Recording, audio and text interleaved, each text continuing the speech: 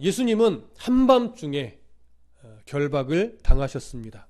그래서 가야바에게 그리고 안나스에게, 먼저는 안나스에게 끌려갔고 그 다음에 가야바에게로 끌려가서 신문을 받았지요. 사실 예수님을 정죄할 만한, 또 예수님의 죄를 드러낼 만한 증인은 없었습니다. 그런데 그들은 억지로 예수님의 죄 몫을 만들어내고자 거짓 증인을 내세우기까지 했었죠. 거짓 증인을 내세워서 결국은 신성모독죄로 몰아붙이는 일까지도 서슴없었는데, 그 과정에서 그들은 예수님을 구타하고 침뱉고 모욕하는 일까지도 서슴없이 했습니다.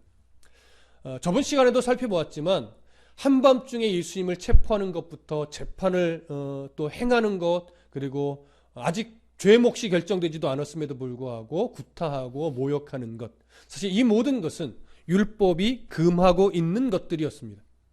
그럼에도 그들은 그 율법이 금하는 것을 서슴없이 행했죠. 이들이 이렇게 한 것은 자신들의 기득권을 지키기 위한 참으로 어리석은 행동이었습니다. 그러나 기득권을 지키고자 하는 어리석음뿐만이 아니라 그들의 신앙이 하나님의 말씀이 아닌 자신들의 신념 위에 세워지다 보니까 오히려 그들의 신념이 예수 그리스도를 메시아로 바라보기보다는 메시아를 거부하고 메시아를 죽이는 것이 자기들에게 더 이득이겠다, 이렇게 판단을 하고 결국은 그들의 신념 위에 세워진 신앙은 예수를 죽이는데 앞장서는 행위를 보였습니다. 그래서 예수님에게 신성모독죄를 선언하고 예수님을 어떻게 해서든지 십자가에 못 박아 죽게 하려는 그런 음모를 지금 꾸미고 있는 것이죠. 그래서 이 가야바는 이 예수를 이제 신성모독죄로 몰아붙이고 예수님을 십자가에 못 박게 하기 위해 누구에게로 끌고 갔냐면 당시 로마 총독이었던 빌라도에게로 끌고 갑니다. 이때가 시간적으로 보면 로마 시간으로 볼 때 대략 5시경으로, 정확하게 5시라고 말할 수는 없지만 5시경 가까운 그 시간대로 우리가 여겨집니다. 오늘 본문을 좀 한 구절 읽겠습니다. 28절입니다. 요한복음 18장 28절 함께 읽습니다. 시작. 그들이 예수를 가야바에게서 관정으로 끌고 가니 새벽이라. 그들은 더럽힘을 받지 아니하고 유월절 잔치를 먹고자 하여 관정으로 들어가지 아니하더라. 자, 대제사장들과 또 산헤드린 공회원들은 예수를 가야바에게서 관정으로 끌고 갔다라고 합니다. 여기서 말하고 있는 관정은 유월절 기간 동안에 어떤 소요가 일어날 것을 대비해서 로마 총독 빌라도가 임시로 와서 머물고 있는 장소를 말합니다. 학자들은 아마도 이 위치가 어떻게 됐느냐라고 할 때 예루살렘 성을 기준으로 북서쪽에 있었던 안토니오 요새가 있습니다. 로마 군사들이 주로 주둔하던 곳이죠. 임시로 와서 이곳에 아마도 이 로마 총독 빌라도의 관정이 있었을 것이다. 그래서 북서쪽, 그러니까 예루살렘 성 아니니까 그리 먼 위치가 아니에요. 그것으로 끌고 간 것이죠. 요한은 오늘 본문에서 그때가 언제라고 시간을 언급하냐면 새벽이다, 이렇게 언급을 합니다. 새벽으로 번역된 헬라어 단어는 프로이라는 단어를 쓰는데, 이 프로이라는 단어는 로마 시간을 기준으로 로마는 밤 시간을 4경으로 나눕니다. 3시간 단위로. 그래서 그 3시간 단위로 1경, 2경, 3경, 4경을 나누는데 마지막 4경째에 해당하는 요 시간대를 우리는 프로이라고 하는 것이죠. 그러니까 프로이라고 하면 4경 때니까 로마 시간으로, 또 오늘 우리가 이해하는 시간으로 보면 새벽 3시에서 6시 사이가 되는 겁니다. 그 사이 중에 어느 때일까를 생각해 보면 베드로가 예수님을 3번째 부인했을 때 닭이 울었다라고 하는 것을 근거로 볼 때 대략 새벽 5시경에 가까운 4경일 것이다 라고 여겨지는 겁니다. 그래서 우리는 그냥 쉽게 대략 새벽 5시경쯤에 가야바는 대제사장들과 함께 예수님을 결박하여서 로마 총독 빌라도에게로 끌고 갔구나, 이렇게 이해하시면 되는 것이죠. 자, 근데 여기서 우리가 한 가지 생각해 볼 게 있습니다. 그게 뭐냐면 산헤드린 공회원들은 지금 자신들의 문제고 자신들이 급하니까 한밤중에 예수를 결박해 왔고 한밤중에 신문을 했고 한밤중에 신성모독죄를 걸었어요. 근데 이 시간에 자기들은 급하니까 한밤중에 잠도 안 자고 모였겠지만 로마의 관리들이 이 시간에 나와 있으리란 보장이 어디 있겠습니까? 자, 그래서 이 상황이 말이 되는가? 그 새벽 5시경에 빌라도를 찾아가서 재판을 해 주십시오 라고 말하는 이 상황이 상식적으로 말이 되는가? 우리 식의 이해로는 말이 돼야 안 돼요? 오늘날 관공서가 새벽 5시에 출근하는 일은 없죠. 문 열어주십시오. 우리 문제를 해결해 주십시오. 외친다고 듣는 사람이 있을 것이며 누가 있다 하더라도 화를 내겠죠. 우리 식의 이해는 그런데 당시의 이 상황을 보면 로마의 관리들은요, 참 희한하게도 아주 이른 새벽에 일을 시작한다고 합니다. 그리고 그 일을 몇 시에 마치냐면 오전 10시에서 11시경에 모든 업무를 다 마친대요.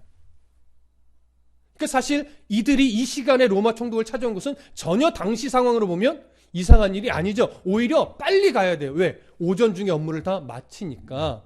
그 오전 시간이 넘어가기 전에 예수님을 재판해야 되니까 그들은 더 서둘렀을 것이고, 새벽 5시경에 로마 총독을 찾아가는 것 자체는 당시 상황 속에서는 전혀 이상한 내용이 아니다라고 하는 것, 이걸 우리가 이해하고 본문을 보시면 좋을 것 같습니다. 자, 이어지는 내용을 보면 빌라도의 관정까지 예수를 끌고 간 이 무리들은 관정 안으로는 들어가지 않았다라고 해요. 본문은 이렇게 설명을 하죠. 그들은 더럽힘을 받지 아니하고 유월절 잔치를 먹고자 하여 관정에 들어가지 아니하더라. 자, 이 말은 예수를 결박하여 빌라도의 관정, 그러니까 뜰 앞까지는 끌고 갔다라고 하는 거예요. 그런데 어디 안으로는 안 들어가요? 지붕이 덮여져 있는 관정 안으로는 들어가지 않았다라고 하는 거예요. 왜냐하면 당시 유대인들은요, 유월절 기간에는 더더욱이나 이방인들과의 접촉을 꺼려 했습니다. 이방인들과 가까이 접촉을 하면 부정을 입는다라고 여겼고, 부정을 입게 되면 유월절 음식을 먹을 수 없게 되어 있어요. 그들에게 있어서, 유대인들에게 있어서 유월절 음식은 유월절 기간에 행해지는 모든 행사들 중에 가장 중요한 어떤 의식 중에 하나였습니다. 그래서 이 유월절 음식만큼은 무조건 먹어야 되는데 유대인들을 가까이 하면 부정하게 돼서 먹을 수 없으니까 관정 안으로는 안 들어가는 거예요. 그러니까 이게 얼마나 모순이냐면 지붕이 덮여져 있지 않은 뜰에서 만나서 이야기 내는 건 별 문제를 삼지 않아요. 그런데 지붕이 덮여져 있는 그 공간 안으로 들어가는 건 부정을 입는다라고 그렇게 여기는 거죠. 그래서 이들은 들어가지 않았습니다. 지금까지 율법을 어겨온 것은 문제된다고 여기지 않고, 이 유월절 기간에 이방인들과 함께 지붕이 덮인 공간 안에 들어가서 대면을 하는 것은 부정하다고 여기는 것, 참 모순이죠. 그런데 어쩌면 오늘날 교회 안에서는 참 거룩한데 교회 밖에서는 거룩과 상관없이 자기의 만족과 자기 이익을 위해서 이기적으로 그리스도인이라는 향기 없이 살아내는 우리들의 모습과 사실 별반 다르지 않을 겁니다. 그래서 또 오늘 이 모습은 아이고 손가락질할 본문이 아니라 내게도 이런 모습이 있지, 내가 교회 안에서만 거룩하려고 하는 그런 이기적인 또 이원론적인 성도는 아닌가, 우리 한번 돌아볼 필요가 있을 겁니다. 자, 본문을 좀 더 이어가 보시겠습니다. 29절을 함께 읽습니다. 29절 시작.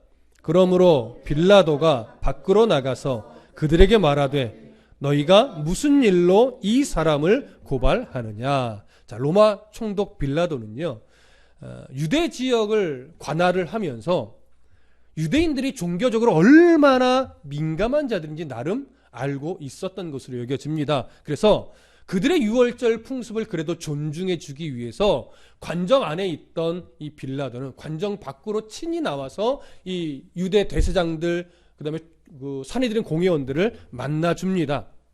그러면서 무엇이라고 그들에게 말하냐면 너희가 무슨 일로 이 사람을 고발하느냐, 이렇게 말을 하죠. 이 표현은요, 문장 그대로만 보면 무슨 의미가 되냐면 이제 너희가 고발한 대로 사법적인 절차를 이제 정식으로 시작하겠다, 이 의미를 담은 표현이 돼요. 어떤 공식적인 절차적 질문처럼. 그런데 분명히 이 어떤 법적인 절차를 시작하는 표현이 맞기는 한데 다음에 나타나는 유대인들의 반응을 보면 지금 빌라도의 어투가 단순히 어떤 공적인 어투라든가 좀 차분한 어투가 아니라 굉장히 좀 짜증스럽고 뭐 이딴 일로 나한테 왔어? 라고 하는 식의 어투로 여겨져요. 한번 확인을 해볼까요? 30절 함께 읽어봅니다. 시작. 대답하여 이르되 이 사람이 행악자가 아니었더라면 우리가 당신에게 넘기지 아니하였겠나이다. 자, 여러분 그냥 문장 글로만 보니까 이들의 감정 상태가 보이지 않는데 여러분 가만히 살펴보세요. 이 사람이 행악자가 아니었더라면 우리가 당신에게 넘기지 아니하였겠나이다. 여러분 어떤 어투 같습니까? 이미 다 얘기된 일인데 뭘 굳이 또 묻습니까? 그냥 우리가 원하는 대로 재판해 주십시오. 이 얘기가 되는 거죠. 자, 여러분 잘 생각해 보십시오. 이미 빌라도는요, 예수를 결박하는 데 있어서 누구를 보내는 걸 허락했어요? 로마 군사들을 보내는 걸 허락했어요. 그런데 빌라도가 이 유대의 지도자들의 요청이 옳고 인정이 되고 도와주려고 하는 의도로 로마 군사들을 보내는 걸 허락했을까요? 그렇지 않았을 것으로 여겨져요. 지금 이 문장에 연결되는 문맥을 보면 빌라도는 이들의 요청이 별로 마음에 들지 않아요. 이들이 원하는 대로 해주고 싶지 않은 거예요. 왜냐하면 이들의 요구는 빌라도가 생각하기에 자기가 재판해 줄 만한 일이 아닌 거예요. 어떤 죄목도 분명하지 않고 왜 이런 사람을 십자가에 못 박아 달라고 이렇게 고발을 하는지 전혀 이해되지 않았던 거예요. 그래서 퉁명스럽게 너희가 무슨 일로 이 사람을 고발하느냐, 마치 이 사람의 고발 내용을 모른다는 듯 이렇게 얘기를 하니까 당황한 유대 지도자들이 뭐라고 반응하냐면 이 사람이 행악자가 아니었더라면 우리가 당신에게 넘기지 않았을 겁니다. 이미 우리가 왜 고발했는지 말했는데 뭘 또 묻습니까? 그냥 우리가 원하는 대로 해주십시오. 그러니까 우리가 원하는 대로 해달라는 건 뭐예요? 예수를 정치의 죄 몫을 하나 걸어서 십자가에 못 박아 죽게끔 사형 선고를 내려달라는 거죠. 이 유대 지도자들이 했던 말을 좀 한 구절 한 단어를 볼 필요가 있습니다. 이 사람이 뭐가 아니었다면? 행악자가 아니었다면. 여기 행악자로 번역된 헬라어 단어는요, 카코포이온이라는 단어인데 이 단어가 가지고 있는 기본적 의미는 이겁니다. 끊임없이 악을 저지르면서 분쟁을 일으키는 사람이라는 의미예요. 자, 끊임없이 악을 저지르고 분쟁을 일으키는 사람이라는 의미인데 이 단어에는 어떤 의미는 배제되어 있는 단어냐면 정치적인 반역자의 의미는 배제되어 있는 단어예요. 이 말은 뭐냐면 지금 유대 지도자들은요, 예수님을 어떤 행악자로 고발해서 십자가에 매달아 달라고 하는 의도로 빌라도에게 데려왔지만 이들도 이 예수를 어떠한 정치범으로 몰아야 될지 그들도 아직 정하지 못한 거예요. 그러니까 그 정치범으로서의 죄몫은 빌라도에게 말하는 거예요. 당신이 좀 정해 주십시오. 우리는 이를 행악자로 고발하니까 당신은 정치적 죄몫을 하나 만들어내서 예수님을 십자가에 매달아 죽게끔 사형 언도를 내려 주십시오. 이 얘기를 하는 거죠. 그런데 빌라도는 이들의 요구를 마음에 들지 않아 했던 거예요. 그래서 그들이 원하는 대로 지금 별로 해주고 싶지 않아요. 그래서 이런 말을 하는 겁니다. 여러분, 역사적 기록을 보면 학자들은요, 빌라도가 어떤 인물이냐 이런 것들을 역사적 근거를 가지고 나름 정리했는데 빌라도는 도덕적으로 굉장히 약했고, 그러니까 도덕적으로 깨끗하지 않았다는 얘기죠. 또한 우유부단한 인물이라고 해요. 그런데 그러한 자신의 어떤 연약함을 밖으로 드러내지 않으려고 오히려 더 반대급부적으로 굉장히 잔인하게 억압적인 정책을 많이 폈다라고 해요. 물론 밀란은 되게 조심합니다. 밀란이 일어나는 것을 굉장히 조심하고 염려하기는 했지만 그렇다고 해서 유대인들에게 늘 호의적인 인물은 아니었다라고 하는 거예요. 한 10년 정도 유대 지역을 관할했는데 이 빌라도는요, 유대 지역을 관할하면서 5차례에 걸쳐서 유대인들을 학살했다라고 해요. 그러면서 유대인들로부터 엄청난 원성을 사기까지 했었다라고 합니다. 그러니까 밀란만 일어나지 않게끔 억압했을 뿐이지 그들을 호의롭게 유대인들에 대해서 아주 친절했던 인물은 전혀 아니다라고 하는 거죠. 오늘 지금 예수님에 대한 재판에 있어서도 빌라도는 유대 지도자들의 요청을 별로 반가워하지 않고 있다라고 하는 것, 이 부분을 우리가 좀 이해하셔야 할 겁니다. 자, 본문을 좀 더 갑니다. 30절, 31절과 32절을 함께 읽겠습니다. 시작. 빌라도가 이르되 너희가 그를 데려다가 너희 법대로 재판하라. 유대인들이 이르되 우리에게는 사람을 죽이는 권한이 없나이다 하니 이는 예수께서 자기가 어떠한 죽음으로 죽을 것을 가리켜 하신 말씀을 응하게 하려 함이로라. 빌라도는 유대 지도자들이 이렇게 말해요. 너희가 그를 데려다가 너희 법대로 재판하라. 사실 돌려보내는 그런 말투잖아요. 예수에 대해서 어떤 내용으로 고발하는지 빌라도는 지금 잘 알고 있습니다. 그런데 빌라도가 말한 너희가 그를 데려다가 너희 법대로 재판하라. 무슨 말이에요? 왜 이런 걸 가지고 나한테 데려왔느냐? 내가 볼 때 이 문제는 내가 재판할 만한 일도 아니고 정치범으로 몰아서 사형 언도를 할 만한 사건도 아니니 너희들의 종교적인 문제는 너희들이 알아서 해라. 나는 너희들의 종교적인 문제에 그냥 휘말리고 싶은 생각이 없다. 이런 의미예요. 자, 그때 빌라도가 이렇게 반응하자 유대 지도자들은 조금 강경한 어투로 이렇게 말을 합니다. 우리에게는 사람을 죽이는 권한이 없나이다. 여러분, 저번 시간에 제가 그런 말씀 드렸어요. 유대인들은 로마 제국은 유대인들에게 많은 자치권을 줬어요. 그런데 뭘 하나는 안 줬어요? 사형권은 안 줬어요. 그런데 이제 조금 구체적으로 오늘 말씀드립니다. 유대인들에게 허락하지 않은 사형권은 어떠한 차원에서의 사형권이냐면 어떤 범죄라든가, 그러니까 형사법이죠. 범죄라든가 정치적인 이유로 인해서 사형을 언도하는 권한은 주지 않았습니다. 그런데 한 가지는 준 것으로 여겨져요. 신성모독. 그들 안에 있는 종교적 신성모독죄 안에서는 그들에게 사형할 수 있는 권한을 그냥 허용한 거예요. 그 증거가 뭡니까? 사도행전을 보면 누가 신성모독죄에 걸려서 돌에 맞아 죽었어요? 스데반이 돌에 맞아 죽었어요. 요한복음에서도 몇 차례 예수님을 신성모독죄로 걸어서 돌을 던져 죽이려고 시도했었어요. 그런데 다 실패했죠. 자, 이런 여러 가지 성경의 기록들을 볼 때 유대인들은요, 신성모독죄에 있어서만큼은 돌을 던져서 죽일 수 있었습니다. 그런데 지금 이 유대 종교 지도자들은 예수님을 먼저는 자기들의 사내들인 공회의 재판에서는 무슨 죄목을 걸어요? 신성모독죄를 걸었어요. 그럼 예수님을 뭐 하면 돼요? 돌을 던져 죽이면 돼요. 그런데 돌을 던져 죽이려 하지 않고 사형 언도를 내린 다음에 가야바가 빌라도에게 끌고 가서 정치법으로 몰아서 십자가에 매달아 죽게 해달라는 요청을 지금 하고 있는 거예요. 우리가 여기서 이제 생각해 봐야 될 것이 뭐냐면 왜 돌을 던져 죽여도 예수님 충분히 죽일 수 있는데 굳이 정치범으로 몰아서 로마인들의 손에 의해 십자가에 매달아 죽게끔 만들려고 음모를 지금 진행하고 있는가? 이 부분을 생각해 보실 필요가 있습니다. 자, 몇 가지 이유를 생각해 볼 수 있어요. 첫 번째는 뭐냐면 좀 전에도 언급했지만 이전에 몇 차례 예수님을 돌을 던져 죽이려고 했었습니다. 하지만 번번이 실패했죠. 요한복음 8장에 가보면 기록이 한 번 있고 10장에 가면 또 한 번의 기록이 있습니다. 자, 그래서 이번에도 실패하지 않으려고 하는 의도가 조금은 담겨 있을 것이라고 여겨집니다. 두 번째는 뭐냐면 지금 이 유대인들의 절기로 보면 6월절 기간이에요. 6월절 기간에는요, 사람을 죽일 수 없습니다. 그러니까 지금 돌을 던져 죽일 수가 없는 거예요.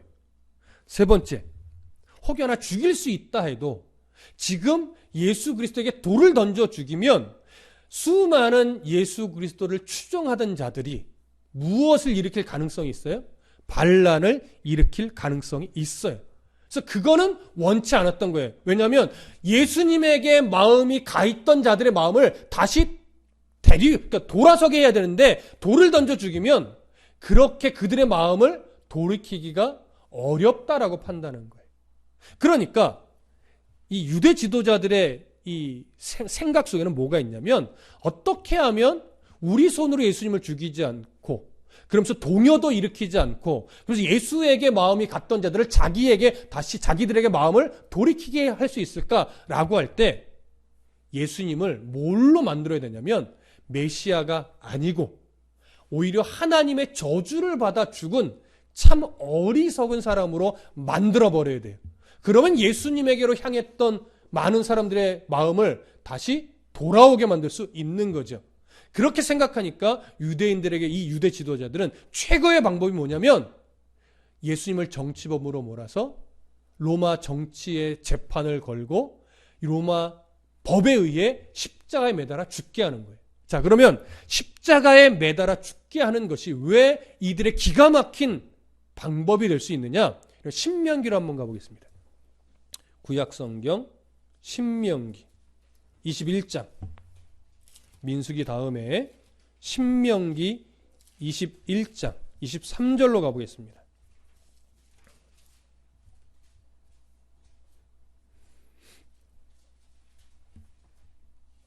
(21장) 23절. 자, 찾으셨으면 함께 읽습니다. 신명기 21장 23절 시작. 그 시체를 나무 위에 밤새도록 두지 말고 그날에 장사하여 네 하나님 여호와께서 네게 기업으로 주시는 땅을 더럽히지 말라. 나무에 달린 자는 하나님께 저주를 받았음이니라. 자, 마지막에 어떤 표현이 나와요?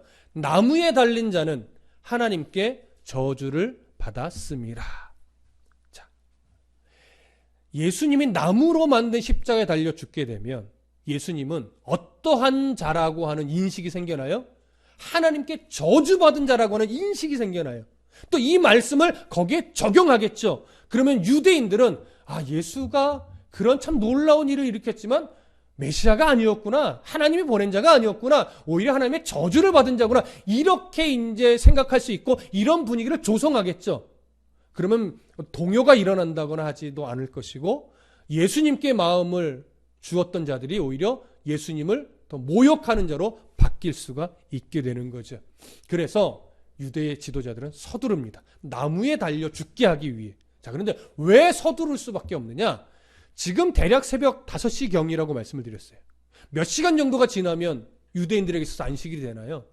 약 12시간 정도.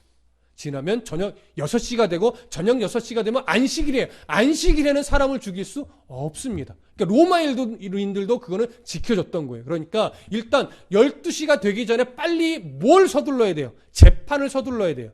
그런데 이 재판이 사형 선고가 나고 진행이 되려면 최소한 몇 시 전에 재판이 끝나야 돼요. 오전 10시에서 11시 전에 끝나야 돼요. 그러니까 5시경에 불이 나게 빌라도에게 갔고 빌라도에게 재판을 청했는데 빌라도가 나 싫어 안 해. 니들을 법대로 해. 이래버리니까 종교 지도자들 지금 완전히 당황스러운 거죠. 그래서 이 이후로 나타나는 유대 지도자들의 반응은요. 지금 한시가 급하고 아주 촉급하기 때문에 무척이나 강경하게 빌라도와 언쟁하듯이 지금 옥신각신합니다. 그래서 끝내는 빌라도가 예수님에게 사형 선고를 내리게끔 만들어내죠. 그 장면을 우리가 이제 다음 시간에 보게 될 건데요. 오늘 이들이 이 유대 지도자들이 어떻게 해서든지 예수님을 나무로 된 그 십자가에 못 박아 죽게 함으로 말미암아 하나님의 저주받은 자로 만들려고 하는 음모를 진행할 때 아마 유대 지도자들은 우리가 기가 막힌 한 수를 뒀다 이렇게 생각했을 겁니다. 그러나 하나님은 이 상황을 어떻게 사용합니까? 그들의 악함을 이용해서 하나님 자신의 뜻을 이루시는 분이시죠. 자, 그것이 무엇에 대한 증거냐면 32절에서 예수님이 이렇게 말해요. 이는 예수께서 자기가 어떠한 죽음으로 죽을 것을 가리켜 하신 말씀을 응하게 하려 함이라. 그러니까 이 과정이 하나님이 그냥 허용하시는 것은 뭐냐면 하나님이 성경에 예언된 그 말씀들을 다 이루게끔 하게 하기 위해서 놔두시는 거라는 얘기. 요한복음 13장 32절과 33절을 보면 이런 말씀을 하셨습니다. 내가 땅에서 들리면 모든 사람을 내게로 이끌겠노라 하시니 이렇게 말씀하시면 자기가 어떠한 죽음으로 죽을 것을 보심이라라. 자, 그러면 예수님은 자기가 어떠한 죽음을 죽을 것을 이미 알고 있었어요? 나무에 달려 죽을 것을 이미 알고 있었던 거예요. 그것이 하나님의 뜻이라고 하는 걸 알고 있었어요. 그러면 예수님이 자신이 나무에 달려 죽음으로 말미암아 모든 인류의 죄를 대속하겠다라고 하는 것은 구약의 무슨 말씀에 근거하겠습니까? 여러 구절이 있지만 우리가 좀 전에 읽은 신명기의 말씀을 또 근거하고 있는 거예요. 나무에 달린 자는 누구의 저주를 받은 것이다? 하나님의 저주를 받은 것이다. 자, 그럼 이제 중요한 부분을 하나 생각합니다. 신명기의 말씀대로 나무에 달린 자는 하나님의 저주를 받은 자예요. 그런데 이 예수님의 죽음을 이 말씀에 대입해서 하나님은 예수님을 십자가에 달려 죽게 했습니다. 그러면 이 나무에 달린 자는 하나님의 저주를 받았다고 할 때 이 저주는 예수님을 향해 있는 저주입니까? 아니면 죄인된 모든 인류를 향해 있는 저주입니까? 예수님이 달리셨어요. 그럼 이 저주는 본래 예수님을 향해 있던 저주예요? 아니죠. 본래 이 저주는요, 모든 아담 이후로 태어난 모든 인류에게 향해 있는 저주예요. 그러니까 당연히 누가 달려야 되는 거예요? 우리가 달려야 되는 거죠. 모든 인류가 그 나무로 된 십자가에, 나무로 된 그 나무에 달려서 하나님의 저주대로 죽어야 되는 거예요. 아담의 범죄 이후에 모든 인류가 이런 상황에 놓여 있는 거예요. 그런데 우리가 달려야 될 그 십자가에 예수님이 그 모든 인류의 저주를 다 끌어안고 자신이 직접 달려주신 거예요. 이 신명기의 말씀을 유대 지도자들이 이렇게 이해를 했어야 돼요. 원래 저 자리는 우리가 달려 죽어야 되고 우리의 저주로 인해서 우리가 매달려야 되는 자리인데 하나님께서 메시아를 통해 우리를 구원하기 위해 대신 달리신다는 의미구나. 이렇게 깨달았어야 되는데 유대인들은 그렇게 깨닫지 않았어요. 오히려 이 말씀을 누구를 매다는데 이용했어요? 예수님을 매다는데 이용했어요. 왜요? 자기들의 신념을 지키려고. 자기들의 신념이 신앙이 되어 있고 그 신념에는 자기의 의로움을 드러내고 자신의 기득권을 지키는 것, 많은 사람들에게 보이려고 의를 행하면서 그들의 존경을 받는 것, 이것이 좋은 신앙으로 지금 변질되어 있었단 말이에요. 그러니까 그것을 지켜내야 하다 보니까 예수를 메시아로 섬기면 자신들의 의가 다 사라져요. 존경을 받을 수 없어요. 모든 기득권들이 무너져야 돼요. 그러니까 예수는 메시아로 여겨지기는 하지만 메시아가 되면 안 되는 거죠. 그래서 이 말씀을 예수에게 적용해서 예수님을 나무로 된 십자가에 달려 죽게 만들면 예수님은 하나님의 저주받은 자가 되어버리니까 우리들의 기득권을 지킬 수 있고 예수 그리스도에게 향했던 모든 사람들의 시선을 다시 자기들에게로 돌릴 수가 있겠구나. 이런 어리석은 판단을 한 것입니다. 신앙이 하나님의 바르고 분명한 말씀 위에 세워지지 않고 자기의 신념과 자신의 기득권 위에 세워지면 결국 예수님을 십자가에 못 박는 삶을 살 수밖에 없게 되는 겁니다. 어쩌면 우리도 모르게 날마다 예수님을 십자가에 못 박듯이 살아가고 있는 부분도 꽤 많을 겁니다. 여러분, 어떻게 살아가는 것이 예수님을 또다시 십자가에 못 박는 것처럼 사는 걸까요? 우리 예배 전에 찬송을 했는데 내가 예수를 십자가에 못 박았습니다. 내가 예수를 못 박았습니다. 라고 하는 찬양을 어노인팅의 전은주 전도사님이 쓰신 걸로 제가 알고 있습니다. 그분이 이 찬양을 부를 때 그 사이에 짤막한 간증을 하는데 이런 식의 간증을 하더라고요. 그게 뭐냐면 자신은 늘 교회 안에서 살았고 늘 찬송을 했고 늘 예배를 인도해 왔는데 그러다 보니까 자신은 늘 하나님의 은혜 안에서 살아가는 자인 줄 알았는데 어느 순간 자기가 누군가를 판단하고 정죄하고 있었다라고 하는 거예요. 예배에 열심을 내지 못하는 자를 판단하고 깊이 찬양하지 못하고 또 너무나 가식적으로 살아가는 자들을 손가락질하고 이런 자신의 모습을 보면서 이런 내 모습이 오히려 예수님을 못 박는 것과 똑같구나. 이걸 그분이 생각하셨다라고 하는 거예요. 저도 그 모습을 보면서 나도 역시나 나에게 주어진 일상을 살아가면서 늘 교회 안에 있고 늘 설교를 준비하고 책을 읽고 말씀을 연구하는 그런 삶을 살아가지만 나도 누군가를 판단하고 나도 누군가를 때로는 정죄하고 나도 때로는 누군가를 손가락질할 수 있겠구나. 오히려 그런 내 모습이 오늘 또한 예수를 십자가에 못 박는 것처럼 사는 또 하나의 모습이겠구나. 저도 이런 생각을 하게 됐습니다. 여러분, 예수님을 대적하는 자리에 있어야만 예수를 못 박는 것이 아닙니다. 우리에게 주신 하나님의 그 약속을 오늘 우리가 신뢰하지 못하고 현실에 매여서 염려에 매여서 전전긍긍하며 살아가고 있다면 그것 또한 예수님을 십자가에 못 박는 겁니다. 현실이 힘들고 어려운 일은 참 많이 일어나죠. 그런 힘들고 어려운 일이 내게 닥칠 때 너는 내 아들이야, 너는 내 사랑하는 자녀야, 내가 너를 지키고 내가 너를 보호하며 내가 너를 하나님 나라의 백성으로 삼았어, 좌로도 우로도 치우치지 말고 견고해라 하신 이 하나님의 말씀을 신뢰하지 못하고 절망의 늪으로만 빠져들고 있다면 우리는 오늘 또한 예수님을 십자가에 못 박는 것과 똑같습니다. 그뿐만이 아니라 베드로처럼 하나님의 마음을 모르고 하나님의 뜻을 놓치고 자기의 뜻과 자기의 의지로 하나님과 상관없는 열심을 내고 있다면 그것 또한 예수님을 십자가에 못 박는 것과 똑같죠. 나의 헌신과 열심이 마치 하나님 나라에서 큰 상급이나 되는 것처럼 다른 사람은 어떠든지 간에 내 열심, 내 만족, 내 유익을 위해서 그런 이유와 그런 목적으로 교회 안에서 봉사하고 헌신하고 열심을 낸다면 그것 또한 예수님을 못 박는 것과 똑같은 것입니다. 아무리 교회가 커지고 아무리 성도가 많아지고 아무리 교회의 이름이 유명해진다 하더라도 그것이 목회자나 또는 교회 안에 어떤 이들의 세력이 되고 그것이 우리의 어떤 자랑거리가 된다면 또 그러한 교회를 누군가가 사유화하려고 하는 마음을 가지고 있다면 그것 또한 예수님을 십자가에 못 박는 것입니다. 그럼 어떻게 살아가는 것이 예수님을 십자가에 못 박는 것이 아니고 어떻게 살아가는 것이 정말 하나님의 자녀로 살아가는 걸까요? 여러분, 무지하게 어렵죠? 하나님의 뜻을 바르게 깨닫고 그 뜻 안에서 살아가려고 오늘도 몸부림치는 삶. 내가 이렇게 말하는 것 하나님 예수님을 십자가에 못 박는 게 아닐까?